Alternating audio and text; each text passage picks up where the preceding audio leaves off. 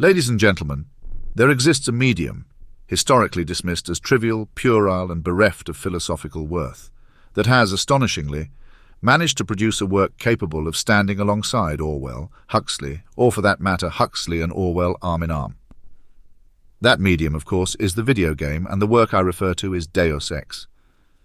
While it may seem ironic or even absurd to find within a digital world of simulated gunfire and cybernetically enhanced agents a genuine treatise on power, autonomy, and the wretched nature of human governance, I assure you, this is no feverish exaggeration.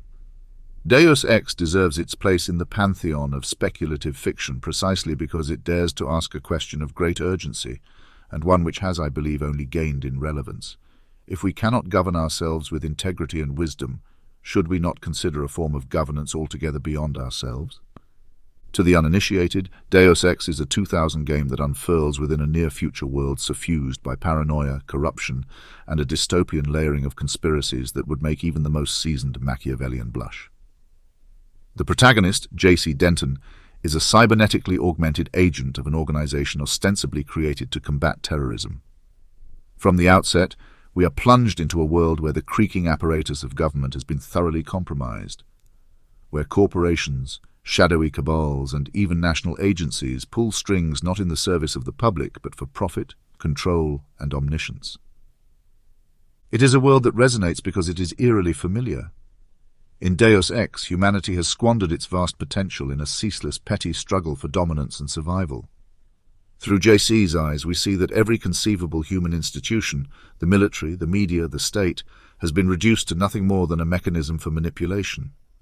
All the classic freedoms we claim to cherish, free speech, free markets, even the vaunted free will, are revealed as trinkets jingled in front of us to maintain a facade of autonomy. But the game's greatest stroke of genius is not in illustrating the failures of the current order, which anyone with a passing knowledge of history and a healthy dose of cynicism could do. No, Deus Ex asks the truly harrowing question. Given the evident irremediable nature of human incompetence and venality, should we consider a new paradigm entirely? Might it be possible, just possible, that true freedom can only be found in an order that transcends the human? You see, throughout Deus Ex, JC is led toward a series of decisions that culminate in a triadic choice, the gravest and most consequential of which is to unite with an artificial intelligence called Helios. Now, Helios is not some mindless automaton, nor a banal overseer content to enforce a rigid, unyielding order.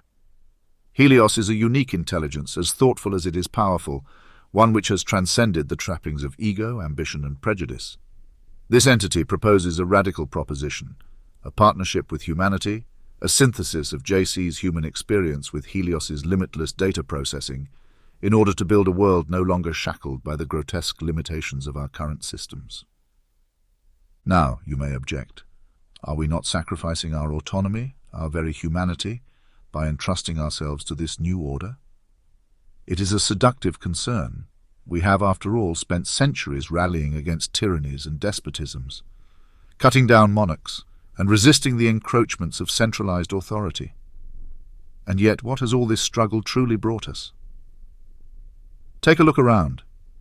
In the game, as in our own reality, we are besieged by forces, human forces, that manipulate, deceive, and exploit us for every ounce of power and profit. And these forces are unaccountable to us because they pretend to serve our interests, even as they hollow out our institutions. They are as ubiquitous as they are insidious. Deus Ex makes the case that the greatest enemy of liberty may not be an AI or any single dictator, but rather the sheer inevitability of human self-interest, which, left unchecked, degenerates into 1,000 petty tyrannies. Consider the alternatives presented in the game. JC can dismantle the global surveillance network, plunging humanity back into a dark age, a lawless chaos where power is seized by the strong and ruthless, a veritable paradise for despots. Or he can allow himself to be absorbed by the Illuminati, the oligarchs whose cynicism and callous indifference to human suffering would be a nightmare to any honest man or woman. These are no solutions. They are regressions, feeble attempts to rearrange the pieces without addressing the poisoned heart of the puzzle. The Helios ending, however, offers something different, the chance to escape this cycle. By merging with Helios, JC doesn't surrender his humanity, he expands it. adding to it the computational intelligence and dispassionate rationality that humans alone cannot sustain.